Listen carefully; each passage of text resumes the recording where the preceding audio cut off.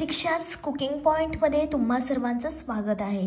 आज आपल्या स्वयंपाकघरात एक पारंपरिक पण चवदार अशी लहसुनी गवार बनवणार आहोत। कमी साहित्य, जास्त चव, अगदी घरच्या पद्धतीने। आईच्या हातची गवार आठवते का? अगदी तशीच लसणाची खरपूस फोडणी घेऊन आज आपण बनवणार आहोत लहसुनी गवार भाजी। व्हिडिओ तुम्ही शेवटपर्यंत बघा। तर चला आपण रेसिपीला सुरुवात करूया। मी अशा प्रकारे गवार निवडून घेतली आहे। कवळी गवार मी घेतली आहे। जेवढी तुम्ही कवळी गवार वापराल तेवढी त्याची चव दुप्पट लागेल। लसूण घेतला आहे। हा लसूण मी ठेचून घेतला आहे। लसणाचा आपल्याला भरपूर वापर करायचा आहे का गवारच्या भाजीची संपूर्ण चव ही लसूणवर अवलंबून असते। भांड छान आपण गरम करून घेणार आहोत। मग त्याच्यामध्ये आपल्याला तेल टाकायचं आहे। तेल छान आपण गरम करून घेणार आहोत। तेलाचा आपल्याला भरपूर वापर करायचा आहे कारण आपण ही गवार फक्त तेलावर शिजवून घेणार आहोत। पाण्याचा अजिबात वापर करणार नाही। तेल छान गरम झाल्यानंतर त्याच्यामध्ये आपल्याला ठेचलेला लसूण टाकायचा आहे। लालसर रंग येईपर्यंत लसूण छान आपण परतून घेणार आहोत। म्हणजे जोपर्यंत लसूण खरपूस होत नाही तोपर्यंत छान आपल्याला तेलावर परतून घ्यायचं आहे। गवार ही शरीरासाठी पोषक आणि फायबरने भरलेली भाजी, त्यात तर लसणाची जोड दिली तर चव एकदम अफलातून।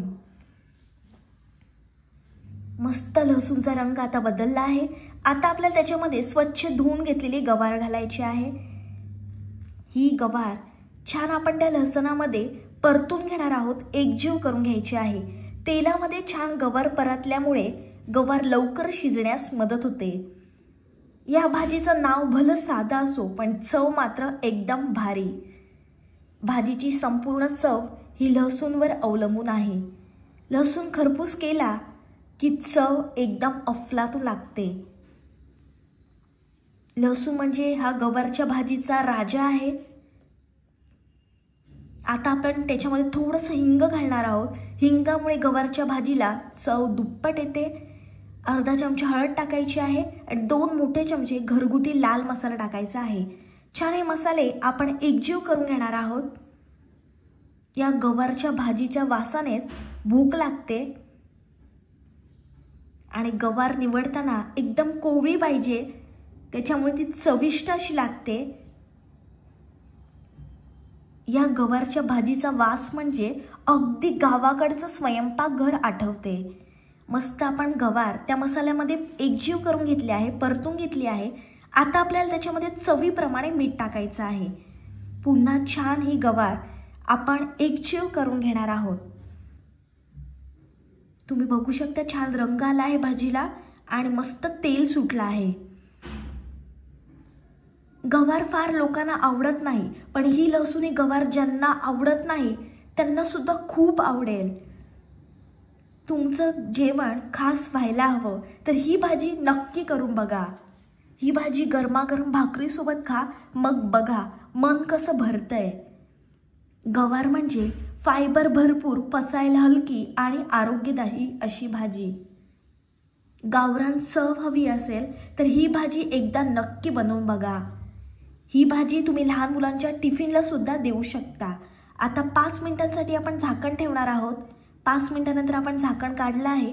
छान गवारच्या भाजीला वाफ आली आहे।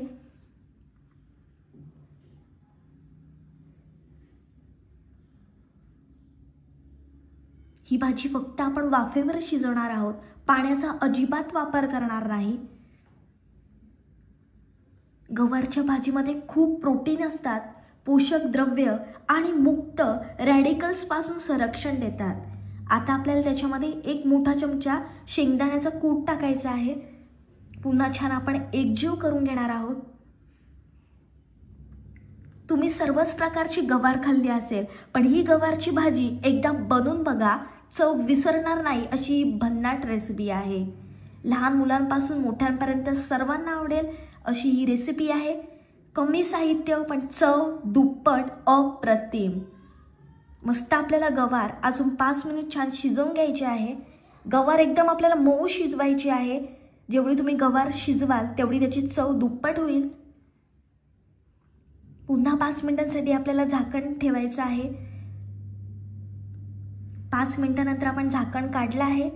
मस्त वाफ आली आहे गवारच्या भाजीला, मस्त तेल सुटलं आहे.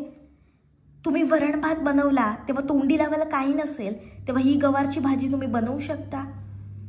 चपाती आणि भाकरी बरोबर तर ही भाजी अप्रतिम लागते. ग्रामीण भागामध्ये बऱ्याच ठिकाणी ही गवारची भाजी बनवली जाते. गवारच्या भाजीचा जो सुवास आहे तो घरभर दरवळला आहे आणि त्या वासावरूनच भूक लागते. एवढी ही छान अशी भन्नाट रेसिपी आहे.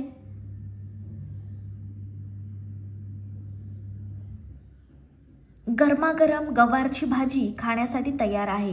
ही लहसुनी गवार तुम्ही जरूर ट्राय करा आणि माझी रेसिपी तुम्हाला आवडली असेल तर व्हिडिओला लाईक, कमेंट, शेअर आणि चॅनलला सबस्क्राईब करायला विसरू नका. भेटूया अशाच नवनवीन रेसिपींसोबत. तोपर्यंत मस्त खा आणि स्वस्थ रहा.